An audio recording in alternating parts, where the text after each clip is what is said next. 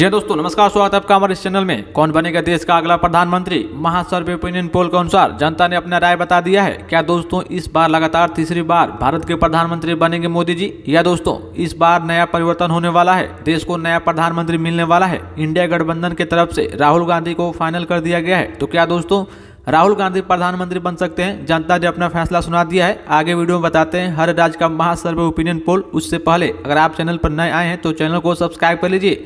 जी हाँ दोस्तों, सबसे पहले हम बात करने वाले हैं देश के सबसे बड़ा राज्य उत्तर प्रदेश। दोस्तों हम देख सकते हैं उत्तर प्रदेश में 80 लोकसभा की सीट है, जहाँ पे भाजपा को यानी दोस्तों 48 सीटें मिलती हुई नजर आ रही है। इंडिया गठबंधन को 28 सीटें मिलती हुई नजर आ रही है और अन्य दल के खाते में 4 सीटें जाती हुई नजर आ रही है। उत्तर प्रदेश में भारतीय जनता पार्टी की सरकार है, जिसका फायदा भारतीय जनता पार्टी को मिलता हुआ नजर आ रहा है। बात करने वाले दोस्तों महाराष्ट्र की। महाराष्ट्र में भी दोस्तों भारतीय जनता पार्टी की सरकार है, जहां पे दोस्तों 48 लोकसभा की सीट है और आप देख सकते हैं 48 लोकसभा की सीट में भाजपा को 16 सीटें मिलती हुई नजर आ रही है। इंडिया गठबंधन को 30 सीटें मिलती हुई नजर आ रही है और अन्य दल के खाते में 2 सीटें जाती हुई नजर आ रही है। बात करने वाले दोस्तों बिहार राज्य की। बिहार राज्य में दोस्तों 40 लोकसभा की सीट है, जहां पे दोस्तों आप देख सकते हैं भाजपा को 15 सीटें मिलती हुई नजर आ रही है। इंडिया गठबंधन को 21 सीटें मिलती हुई नजर आ रही है और अन्य दल के खाते में 4 सीटें जाती हुई नजर आ रही है, क्योंकि दोस्तों बिहार में भाजपा और जेडीयू की सरकार है। बात करने वाले दोस्तों तमिलनाडु राज्य की। तमिलनाडु राज्य में दोस्तों आप देख सकते हैं 39 लोकसभा की सीट है, जहां पे दोस्तों भाजपा को 13 सीटें मिलती हुई नजर आ रही है। वहीं बात की जाए इंडिया गठबंधन को तो 22 सीटें मिलती हुई नजर आ रही है और अन्य दल के खाते में 4 सीटें जाती हुई नजर आ रही है। यानी दोस्तों तमिलनाडु में इंडिया गठबंधन बढ़त बनाती हुई नजर आ रही है। बात करने वाले दोस्तों तेलंगाना राज्य की। तेलंगाना राज्य में दोस्तों आप देख सकते हैं 17 लोकसभा की सीट है, जहां पे भाजपा को 9 सीटें मिलती हुई नजर आ रही है। इंडिया गठबंधन को 7 सीटें मिलती हुई नजर आ रही है और अन्य दल के खाते में 1 सीट जाती हुई नजर आ रही है। बात करने वाले दोस्तों अगला राज्य है दोस्तों राजस्थान। राजस्थान में भी दोस्तों भारतीय जनता पार्टी की सरकार है, जहाँ पे दोस्तों 25 लोकसभा की सीट है, जहाँ पे भाजपा को एनडीए को 11 सीटें मिलती हुई नजर आ रही है। इंडिया गठबंधन को 13 सीटें मिलती हुई नजर आ रही है और अन्य दल के खाते में 1 सीट जाती हुई नजर आ रही है। बात करने वाले दोस्तों असम राज्य की।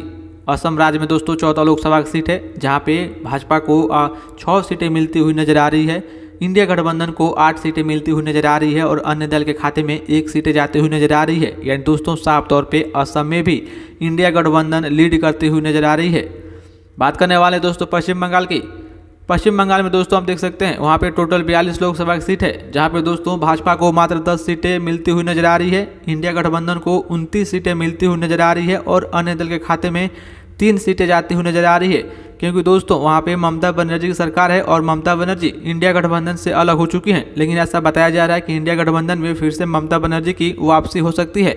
और जी दोस्तों बात करने वाले अगले राज्य की, तो अगला राज्य है दोस्तों झारखंड। झारखंड राज्य में दोस्तों जो है टोटल 14 लोकसभा की सीट है, जहाँ पे दोस्तों भाजपा को 6 सीटें मिलती हुई नजर आ रही है। इंडिया गठबंधन को 7 सीटें मिलती हुई नजर आ रही है और अन्य दल के खाते में 1 सीट जाती हुई नजर आ रही है। यानी दोस्तों साफ तौर पे इंडिया गठबंधन झारखंड में उनकी सरकार है, जिसका फायदा मिलता हुआ नजर आ रहा है। और जी दोस्तों वहीं बात करने वाले अगले राज्य की, तो अगला राज्य दोस्तों आप देख सकते हैं उड़ीसा। उड़ीसा राज्य में दोस्तों टोटल 21 लोकसभा की सीट है, जहां पे भाजपा को 9 सीटें मिलती हुई नजर आ रही है। इंडिया गठबंधन को 11 सीटें मिलती हुई नजर आ रही है और अन्य दल के खाते में 1 सीटें जाती हुई नजर आ रही है। यानी साफ तौर पे उड़ीसा में भी इंडिया गठबंधन बढ़त बनाती हुई नजर आ रही है। बात करने वाले दोस्तों कर्नाटक राज्य की। कर्नाटक राज्य में दोस्तों टोटल 28 लोकसभा की सीट है, जहाँ पे दोस्तों आप देख सकते हैं 28 लोकसभा की सीटों में एनडीए को 10 सीटें मिलती हुई नजर आ रही है। इंडिया गठबंधन को 16 सीटें मिलती हुई नजर आ रही है और अन्य दल के खाते में 2 सीटें जाती हुई नजर आ रही है। बात करने वाले दोस्तों मध्य प्रदेश की। मध्य प्रदेश में भी दोस्तों भारतीय जनता पार्टी की सरकार है, जहां पे दोस्तों टोटल 28 लोकसभा की सीट है, जहां पे दोस्तों 28 लोकसभा की सीटों में इंडिया गठबंधन को 16 सीटें मिलती हुई नजर आ रही है। इंडिया गठबंधन को 11 सीटें मिलती हुई नजर आ रही है और अन्य दल के खाते में 2 सीटें जाती हुई नजर आ रही है।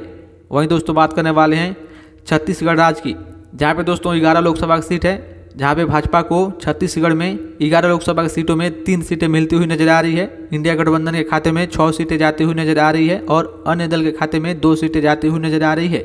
यानी दोस्तों छत्तीसगढ़ में भी इंडिया गठबंधन लीड करती हुई नजर आ रही है। बात करने वाले दोस्तों भारत के प्रधानमंत्री मोदी जी के गृह राज्य गुजरात की।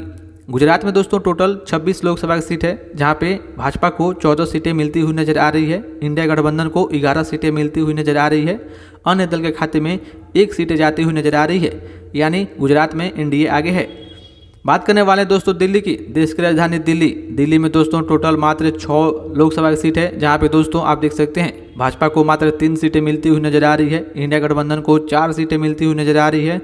अन्य दल का खाता नहीं खुल रहा है, यानी दोस्तों साफ तौर पे दिल्ली में भी दोस्तों अरविंद केजरीवाल वहाँ पे सीएम है, वहाँ पे इंडिया गठबंधन लीड करती हुई नजर आ रही है। बात करने वाले दोस्तों लद्दाख की, लद्दाख में दोस्तों मात्र 1 लोकसभा की सीट है, जहाँ पे दोस्तों वह 1 सीट एक तरफा भाजपा जीतती हुई नजर आ रही है। इंडिया गठबंधन का खाता नहीं खुल रहा है और अन्य दल का भी खाता नहीं खुल रहा है, यानी लद्दाख में भाजपा 1 सीट से अपनी बढ़त बनाती हुई नजर आ रही है। बात करने वाले दोस्तों सिक्किम राज्य की, सिक्किम राज्य में भी दोस्तों हाल कुछ यहाँ पे अलग दिखता हुआ नजर आ रहा है। वहाँ भी दोस्तों 1 लोकसभा की सीट है, जहाँ पे भाजपा को खाता नहीं खुलेगा।